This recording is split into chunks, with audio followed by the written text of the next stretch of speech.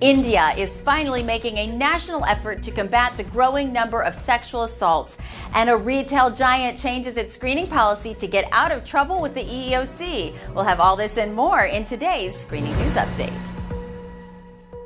National furniture retailer Rooms To Go has reached an agreement with the EEOC to change how they use criminal history information. A black applicant filed a complaint when the company pulled a job offer after seeing his criminal history. The applicant alleged he lost the job because of the company's blanket exclusion of anyone with a criminal conviction.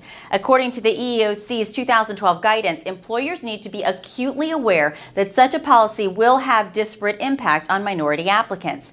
Now that the agreement has been made, Rooms To Go will remove criminal history questions from their applications. Hiring managers will not ask about convictions until later in the hiring process, and they will require an individual assessment for each applicant. HR staff will undergo training in these new procedures to help prevent implicit bias. The fact that Uber was the victim of a data breach really isn't much of a story. After all, what big company hasn't been targeted these days?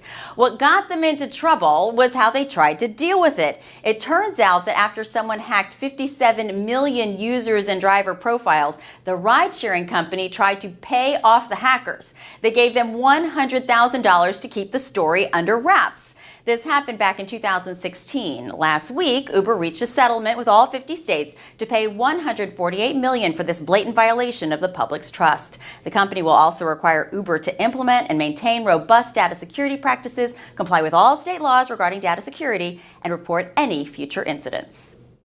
Earlier this year, the Thomson Reuters Foundation ranked India as the most dangerous country to be a woman. According to their National Crime Records Bureau, in 2016, there was a rape in India every 13 minutes, and that number keeps going up. The outrageous number of sexual assaults against women and children is finally causing national outrage. The country is getting ready to roll out a national database of sexual offenders. As of right now, there are more than 440,000 convicted offenders on that list. Unlike the registry here in the U.S., this new database will only be accessible by law enforcement because some worry that the list would be a tool for corruption. And that's all for today. Be sure to join us every week for more news, and be sure to check out EBIinc.com for more screening information. I'm Jennifer Gladstone. See you next time.